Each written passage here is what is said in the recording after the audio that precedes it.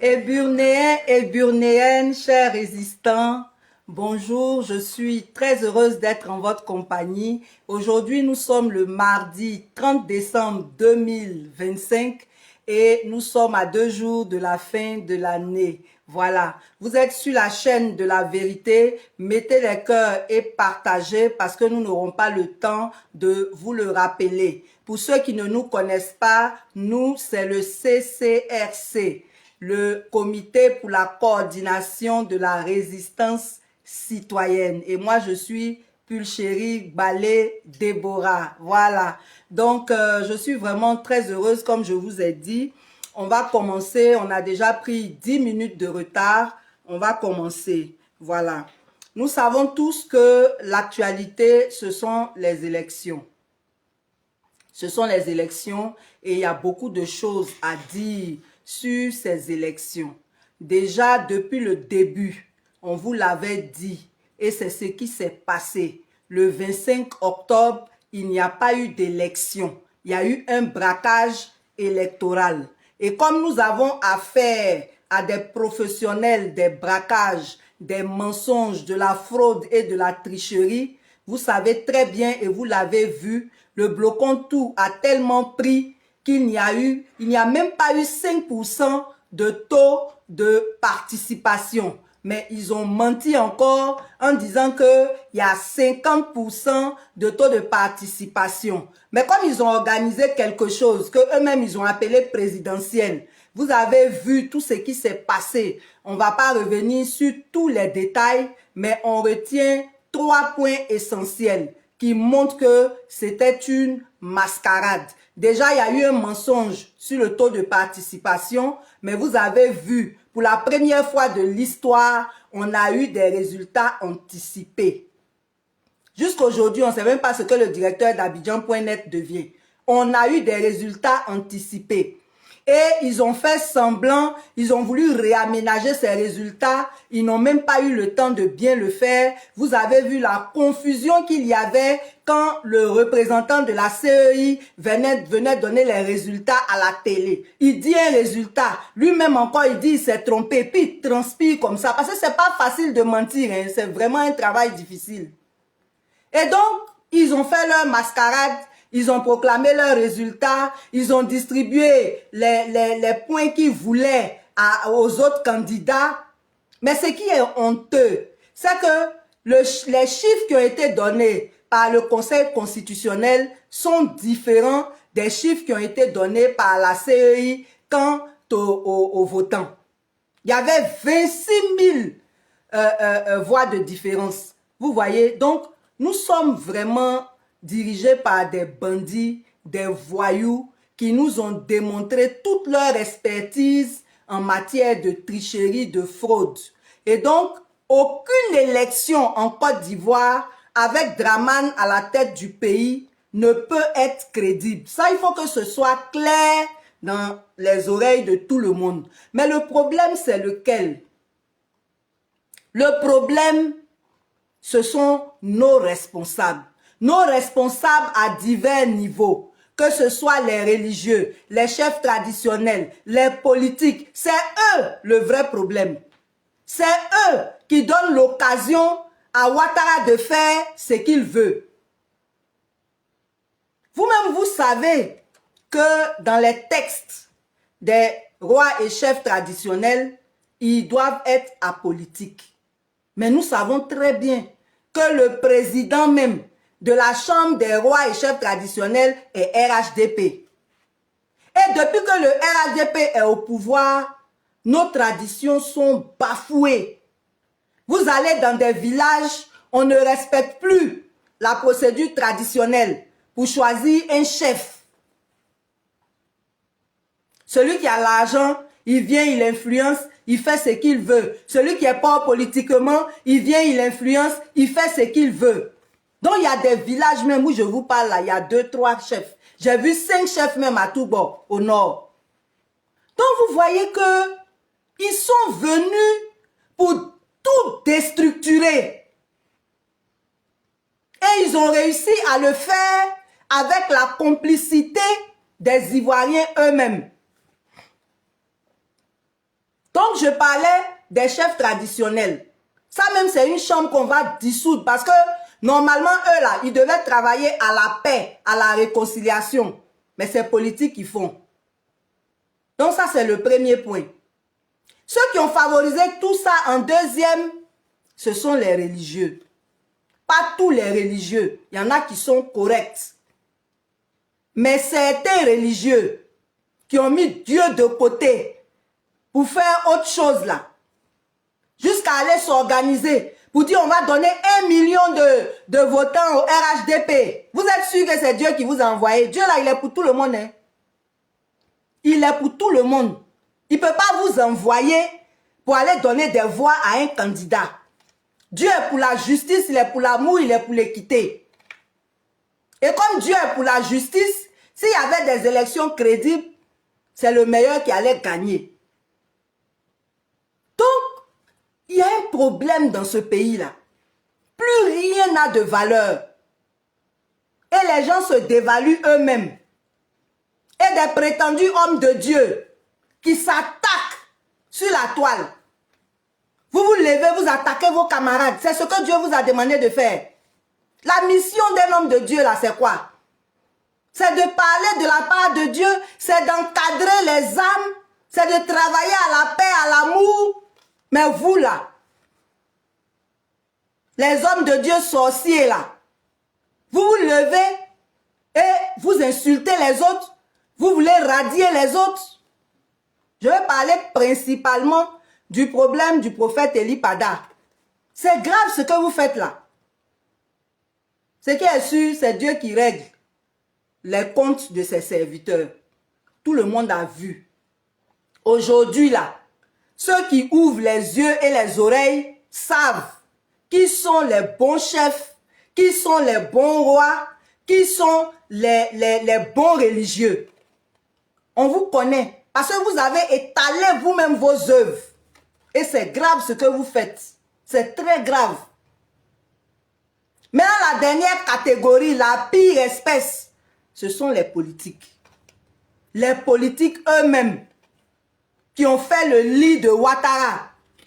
Mais maintenant, là où on est arrivé, et puis on parle de délivrance, on parle de libération, c'est maintenant d'autres vont s'illustrer. Et c'est à cause de vous que la délivrance a duré. Parce qu'il y avait tellement de comédiens qu'il fallait que le Seigneur les expose. Il fallait que le Seigneur les dévoile. Et aujourd'hui, là, il n'y a plus de débat, hein. On les connaît. Des gens qui ont mobilisé avant, qui ont demandé aux enfants des gens de sortir. Aujourd'hui, là, c'est eux qui sont les moralisateurs. C'est eux qui soutiennent le RHDP. C'est eux qui n'ont jamais dit non au 4e mandat. Affaire de non au 4e mandat, là, c'est pas une affaire de personne, hein. C'est une affaire de respect de notre constitution. Donc le politicien qui est normal, et puis non au 4e mandat n'a pas franchi sa bouche, c'est que il est RHDP. Il fait semblant d'être opposant. Parce que c'est naturel de défendre les textes. C'est normal, c'est logique de défendre les textes. Et si on se prétend opposant, on ne peut pas ne pas être contre le 4e mandat. Ce n'est pas possible. Donc vous-même, vous avez vu. Certains sont allés l'accompagner. Cette fois-ci, là, il n'a même pas eu besoin de KKB. Les gens disent qu'ils sont opposants. Et puis ils s'en vont accompagner quelqu'un dans son élection pour 4e mandat. Et c'est eux là qui ont validé le 4e mandat en premier. Puisqu'ils ont été candidats volontairement. Et puis des gens comme ça, ils ont des partisans. Hein? Ils ont des partisans. Alors que là, on est en train de parler de la logique. On est en train de parler de notre pays. Notre pays qui est occupé par des étrangers qui veulent faire disparaître les Ivoiriens. Et puis, ils s'en trouvent pour s'allier à eux. Ils s'en trouvent pour marcher dans leur plan.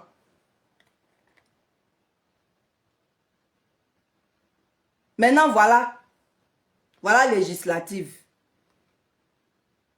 On a dit que ces législatives-là, ça allait valider le 4e mandat. Non seulement ça valide le 4e mandat, mais au-delà de cela, ça va donner carte blanche au RHDP de faire tout ce qu'ils veulent de notre pays. Ils vont tripatouiller les textes, ils vont faire tout ce qu'ils peuvent, parce qu'ils avaient déjà la majorité. Et en braquant impénitent, en trichant impénitent, ils ont accru cette majorité. Donc maintenant, ils pourront modifier les textes comme ils veulent pour assouvir leur dessein maléfique, leur dessein démoniaque contre les Ivoiriens. Et là encore, il y a des gens qui sont allés les accompagner. Alors que si on faisait ces législatives sans qu'il n'y ait aucun candidat, aucun autre candidat, que les gens du RHDP, ça discréditait cette élection. Mais il s'en est trouvé pour y aller. Des partis qui se prétendent de l'opposition, ils sont allés à ces élections-là. Quels sont leurs résultats? Le PDCI avait 66 sièges. Ils sont tombés à 32. Les autres n'ont rien eu. Je crois que c'est le FPI seul qui a eu un siège encore. Les autres n'ont rien eu. Zéro. Zéro. Alors que nous tous, nous savons que si les élections étaient crédibles, ce n'est pas ce résultat qu'on aurait eu. Donc finalement, là, votre participation, là, ça a servi à quoi? Vous vous attendiez à quoi? Et puis vous venez vous plaindre sur les réseaux. Nous, on a fait quoi? Vous-même, vous ne les connaissiez pas? Nous tous, on les connaît. Vous dites que vous voulez partir. Maintenant, vous êtes partis, voilà le résultat. On n'est pas content que vous ayez ces résultats. Mais malheureusement, vous n'avez pas voulu éviter ce qui était prévisible. C'est ça le problème. Vous vous croyez plus intelligent que les autres. Non, nous là, nos parents nous réclament. Vos parents là vous ont pas donné la victoire. Vous pensez que ceux qui ne se sont pas présentés, qui étaient déjà députés là, leurs parents ne les réclamaient pas aussi. Voilà ça. Non, on va aller à l'Assemblée nationale pour porter la voix du peuple. Ne mentez pas sur le peuple. Hein? Ce que vous cherchiez derrière votre candidature là, vous-même vous savez. Parce que nous là, on n'a pas besoin d'être députés pour défendre le peuple. Tout opposant a droit à la parole. Tu viens, tu fais ta conférence de presse, tu fais ton point de presse, tu dénonces ce que tu veux, tu fais ta déclaration, tu défends le peuple. Même si tu n'es pas à l'hémicycle, ceux qui sont là-bas, là, ils vont entendre ce que tu veux dire en faveur du peuple. Donc ne mentez pas sur le peuple. Vous défendez vos intérêts, vous défendez votre ventre. Ceux qui ont eu pour eux gloire à Dieu, ceux qui ont perdu, c'est leur problème. Mais ce n'est pas en notre nom que vous êtes allés vous présenter. C'est même pas en notre nom. Ça là seulement, ne nous mentez pas. Et comme je le disais, la nouvelle Côte d'Ivoire qui va venir là, pour laquelle Dieu a attendu pour que tous les traîtres, tous les malhonnêtes, tous les hypocrites soient dévoilés là. La nouvelle Côte d'Ivoire qui va venir là, on va s'asseoir, on va se parler, on va se réconcilier véritablement. Parce que toute la mascarade, vous savez que Draman, lui, il est toujours dans la ruse. Il ruse avec tout. Même réconciliation là, il a rusé avec ça. On n'a pas atteint la réconciliation, il a fini 3 mandats dans ça. Donc la vraie réconciliation, on va la faire. Mais on va la faire dans la vérité et la justice. Il y aura aussi le pardon, évidemment. Sans pardon, il n'y a pas de réconciliation. Mais il y aura aussi la vérité et la justice. C'est pour cela qu'il était important que Dieu dévoile tous les opposants. Parce qu'il y a des gens là, si Dieu n'avait pas pris son temps On n'allait pas savoir qui ils sont, comment ils sont. Aujourd'hui, les voilà. Les voilà. On n'a même pas besoin de parler. Eux-mêmes, ils se sont exposés. Eux-mêmes, ils se sont déculottés. Et le peuple est là. Le peuple vous voit. Le peuple a compris qui est qui. Et parce que le peuple a compris qui est qui, Dieu qui s'est déjà levé là, il va agir. Il va agir. Ceux qui se moquent là, brossez bien vos dents pour vous moquer encore. Parce que votre temps est devenu comme ça, très court. Mais vraiment très court. Très, très court. Dieu là, il prend son temps. Mais quand il agit là, tout le monde est dépassé. Et il a dit par ses prophètes, par ses vrais prophètes, comme le prophète Eli Pada, que Draman va partir. Mais même sans les prophéties, nous les vrais Ivoiriens, qui aimons notre pays, nous les vrais patriotes, nous les vrais résistants, on dit, il doit partir. Et à ce propos-là, j'ai encore un message pour vous. Mais avant de vous donner ce message, on va écouter encore un morceau choc, qui va vous plonger dans l'esprit de son départ. Voilà. Entendu, non? Allez dire à Ouattara que ce qui est sûr, il va tomber. Et puis en parlant des législatives, là, il a oublié quelque chose. Hein. Il y a des gens que le RHDP n'a pas protégé. Pourquoi? Ceux du RHDP qui sont tombés à Tengrela, à Kani, qu'est-ce qui n'a pas marché? Aïe. Bon, ce qui est sûr, chacun tire les leçons de sa situation et puis on avance. Voilà. Donc, je disais que j'ai un message pour vous, pour les résistants, pour les patriotes, pour tous les Ivoiriens, pour tous ceux qui aiment la Côte d'Ivoire. J'ai un message pour vous. Mon message, ou du moins le message que j'ai pour vous, c'est que Ouattara, là, il est déjà fini. Il va tomber. Et quand on vous dit ça là, ce n'est pas des paroles en l'air. On sait sur quoi on a notre pied et puis on parle.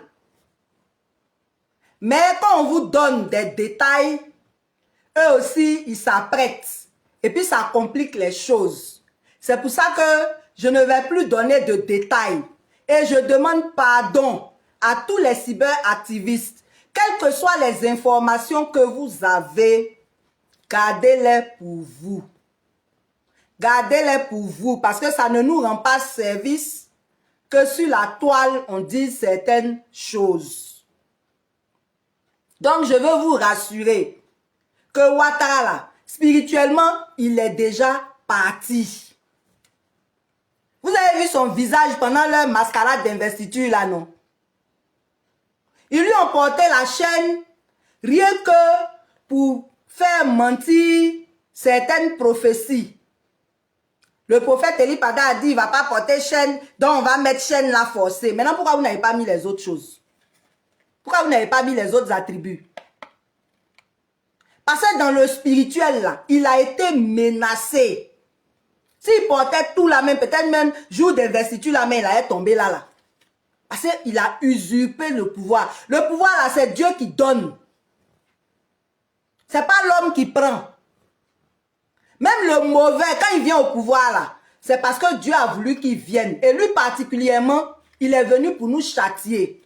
Comme on ne sait pas s'aimer, là, il est venu s'asseoir sur nous pour nous montrer ce que c'est que quand des frères ne s'aiment pas, là, ce qui arrive. C'est ça, on est dedans, là, et puis on entend pleurer maintenant.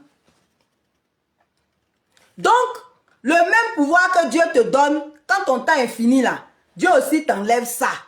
Et puis quand tu forces, là, tu t'en vas dans la honte, tu t'en vas dans le déshonneur. Et c'est ce qui va se passer. C'est ce qui va se passer. Donc le message, c'est de dire aux gens du RHDP là, de commencer à acheter beaucoup de mouchoirs. Ceux qui sont malins, mais ils vont faire leur bagage. Mais ils n'ont qu'à acheter beaucoup de mouchoirs. Parce qu'ils vont partir. Ils vont pleurer. Ça va les étonner. Le départ de Ouattara dans l'humiliation, là, ça va les dépasser. Ça va les étonner. Donc, ils n'ont qu'à faire leur provision de Kleenex, de Lotus, pour s'apprêter à pleurer. Mascarade des législatives, vous avez fait là. Ça ne va pas arriver quelque part. Il n'y aura pas de législature. Il n'y aura rien du tout. Il n'y aura rien du tout du 4e mandat. Il n'y aura rien du tout du 4e mandat. Maintenant, les résistants, les patriotes, tous les Ivoiriens, ou du moins les Ébunéens et les Ébunéennes, parce que le nom des Ivoiriens, Ivoiriennes, on va enlever ça sur nous. De toute façon, on dit Ivoirien, là, c'est comment ça rend d'autres toc-toc, et puis Ivoirien. C'est Ébunéen, c'est Ébunéenne, ça peut être Ivoirois, Ivoirienne, on va décider ça après. Mais, soyez confiants, soyez dans la joie, soyez dans la paix, soyez dans la tranquillité, soyez dans la sérénité. Réjouissez-vous. Réjouissez-vous. Parce que spirituellement, là, c'est déjà fini. Vous avez fait les prières. Vous avez fait les libations. Dieu vous recommande une dernière chose. À partir d'aujourd'hui, à 15 h, aujourd'hui jusqu'au 1er janvier, tous les jours à 15 h, poussez des cris de joie. Poussez des cris de joie. Moi, j'ai déjà acheté, vous savez même. Hein? Achetez vos bouteilles de champagne pour garder. Mettez ça au frais. Parce qu'on va célébrer. On va célébrer le départ du dragon sur notre tête. On va célébrer ça. Très bientôt. Donc, soyez dans la joie et faites cette action prophétique là. Tous les jours à 15 h, aujourd'hui le 31 et le 1er, poussez des cris de joie dans vos maisons. Louez Dieu. Remerciez-le pour la délivrance, pour la libération. Vous avez vu dans Josué, quand ils ont demandé de faire le tour du mur de Jéricho là, Dieu leur a dit de faire ça dans le silence. Et quand le 7e jour, ils ont fait 7 tours, ils ont fini de faire les 7 tours. Josué leur a dit de pousser des cris de joie. Poussez des cris de joie. Gardez la foi. Ne désespérez jamais. Notre Dieu là, il est fidèle. Ce qu'il dit là, il accomplit. Et puis comme je vous l'ai dit, c'est pas parole pour parole. C'est pas parole pour parole. Il y a des gens qui s'organisent et Ouattara va partir. Draman va partir. Et ne restez pas dans le fétichisme des dates. Ne restez pas dans le fétichisme des dates. La parole de Dieu dit qu'un jour là, c'est comme 1000 ans devant Dieu. 1000 ans, c'est comme un jour. Ça ne veut pas dire que ça va faire 1000 ans. C'est juste pour vous dire que Dieu n'a pas la même façon de compter que nous. Et il voit des choses que nous ne voyons pas. Donc, prolongation dans laquelle on est là, il ne faut pas que ça vous inquiète. Ça va se faire. Draman va partir. Donc, je vous souhaite de passer vraiment une très belle fête de la Saint-Valentin demain et puis d'être à l'écoute. Parce que ce qui est sûr, il va tomber. Ce qui est sûr, il va tomber. Jésus tape pas poteau. Il y a une croix spirituellement sur ce régime. Et je vous l'ai dit, Alassane Dramane Ouattara sera pris. Sa femme sera prise. son frère sera pris. Et leur arrogance, leur orgueil, ils n'auront que leurs larmes. Et leur humiliation va être totale. Leur humiliation va être totale. Mais ce que Dieu leur réserve, c'est incroyable. Je ne veux pas donner plus de détails.